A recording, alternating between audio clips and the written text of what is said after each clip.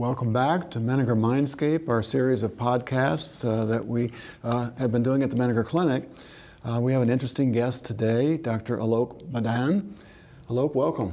Thank you. Thank you for inviting me. Well, we're going to hear some interesting things. Alok is a clinical psychologist who is actually a McNair Scholar. That's one of his titles here at Menninger, and we're very thankful to the McNair Foundation, which funds and supports this position, and it's a McNair Scholar position that helps us carry out research, but also very critical clinical research that has real importance with regard to the clinical care that we do. And that's what we're going to talk a little bit about. Alok, you have had a lot of experience in your career really understanding data collection, data analysis, but in a very practical way, in terms of how it's useful to improve treatment and clinical care and the work we do. So we've been delighted to have you join us here at the Menninger Clinic. So talk to us a little bit about what you've seen since you've been here that we've been doing in our data world. Well, what's unique, I think, in being in this position is that Menninger does an excellent job of collecting really data from our patients, listening to their voice, not just asking them to fill out a questionnaire, but using those data to inform how we provide care for them and taking that feedback. You know, I think that goes to kind of the quality of care that we provide here and using those data to really inform and better the quality of care that we provide here. You know, take for example, we do an excellent job of asking our patients how satisfied they are with the care that they receive here. You know, kind of on a national level, if we're lucky, we are able to get responses from about 35% of our patients. At Menninger, we are able to get about 90% of our patients to tell us how they experience the care that they received here. That's a big difference. How do we do that?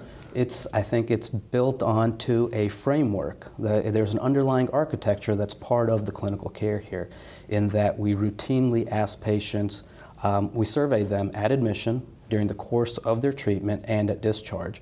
So being able to build in a patient satisfaction instrument at the back end, at discharge, it's easy, patients are accustomed to it, so they're more willing to participate. You know, I think what's really unique is that we ask our adult patients, we ask our adolescent patients, but we also ask our adolescent patients' families, which is, I think, not a common occurrence, if you ask me. Mm-hmm. Well, in addition to patient satisfaction, what are some of the kinds of data that we collect that we find useful in terms of the work we do? Well, that's a great question. It's, you know, day to day, we're seeing, we're asking patients how they're doing symptomatically, you know, in terms of their depression, their anxiety, their somatic complaints, or their how suicidal they're feeling. And we do this at routine intervals as they come in, every 2 weeks during the hospitalization and then just before discharge. We really are able to use this data to inform the care that we give on an individual basis, but also kind of step back and look at these data from a 30,000-foot perspective. You know, overall, how is it that we're providing the care that we're providing? Is it effective? Are we bringing about the change that we hope to bring about in our patients on an aggregate level? But not only in terms of the outcomes, I think that where we're using this data that's really unique. Give you another example. Back to the quality, it's really this oversight and making sure that our patients are safe. So at routine intervals, we're asking our patients how suicidal they're feeling, okay? And what is built in is they're not just answering the question. It's if they happen to say that they are feeling suicidal on one of these computerized assessments, right then immediately an email alert triggers and goes to our research staff as well as the unit staff that we need to stop the assessment and do a more in-depth one-on-one kind of overview of what's going on. We're really making sure that our patients are safe here. So, you know, kind of what this does is it provides immediate feedback right there on the unit to make sure our patients are safe, but then we can also step back and say, hey, how's this looking over time at our hospital? And you might say, and you might argue and say, well, surely patients have told somebody that already, but actually we've found that that's not always the case. Not always. Sometimes they've not wanted to talk about it. Right. But on sort of self-assessment test, they'll answer the question in a way that they haven't told anybody. Right. And we learn about it very quickly in that regard. I'm not sure all the viewers understand that Menninger Clinic is a hospital that is a voluntary hospital, but patients who come here are really suffering and have been usually really struggling with very disabling conditions. They often have a very serious depression or other mood disorder.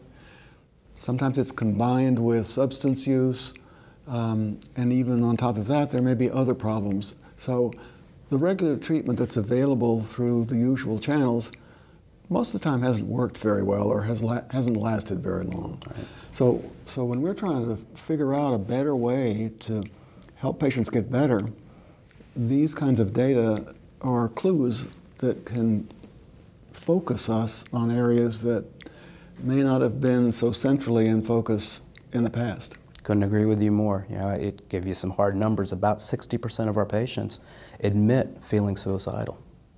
That's a big number. It's a big number. Right.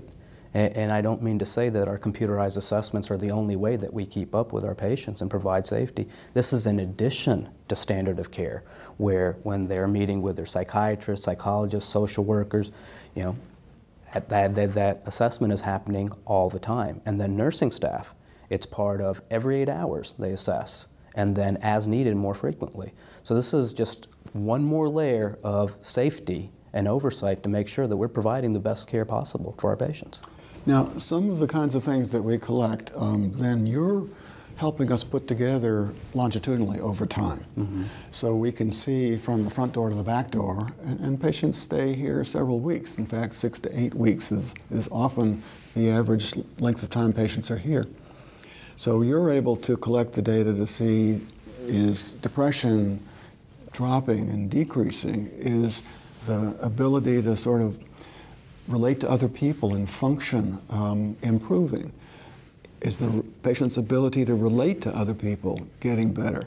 Those are the kinds of scales among many that we're collecting. What are you seeing in terms of, so far, what those charts look like? You know, I think what we're seeing is across the board, across all these domains that we are assessing our patients, everyone's moving in the exact direction that we want them to move on a group level. All right, so this is, most of our patients come in on, depending on what you're measuring, moderately severe or severely depressed, anxious, disabled, or having a poor sense of well-being.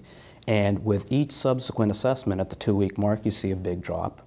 But, you know, it's not as if these symptoms don't continue to improve over time. It's at the 4-week mark, at the 6-week mark, at the 8-week mark, at discharge. There's a steady trend downward.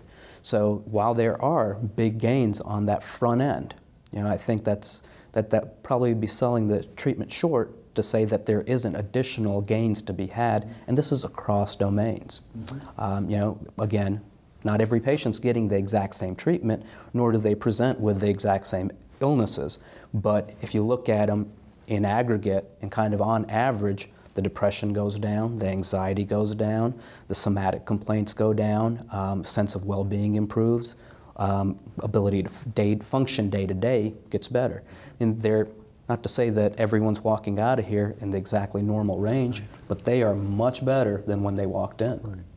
Well, the other thing that we're doing, and we're sort of on the early end of, or the early stage of this process, is trying to engage our patients voluntarily to give us information after they leave. So when they go back home, we can see how durable, how lasting are these improvements, because we're very glad to see the patients feeling better, but we hope they're able to stay that way. Right. So we're following them, and the advantage of having these standardized measures is that they're familiar with them, and then we can ask them to give us the same information at regular intervals, such as quarterly. And we've already got people giving us information at the 6-month period after they leave. Definitely. And so far, it looks like that the helping improvement that patients show have been pretty lasting, not always, but we're encouraged by that. But we have a lot more data to collect. Yeah, I think we've made, I mean, as you're saying, follow-up, The numbers are small right now, but those treatment gains seem to last. Well, we always have too little time on this program, but that gives us a little flavor of some of the work that we're really glad to have your help with. And we will learn more as we get bigger numbers. I guess one of the last things I'll just ask you to comment on is that most studies like this don't really have the setting and the capacity and the resources to be able to collect data that can grow to a very, very significant size, and numbers matter, don't they? Definitely, and we're not talking about 50 people or 100 people. We're talking about thousands at this point. Right. I mean, this is, once you're in the thousands, you can really generalize from those results. Right. This isn't some fluke that happened.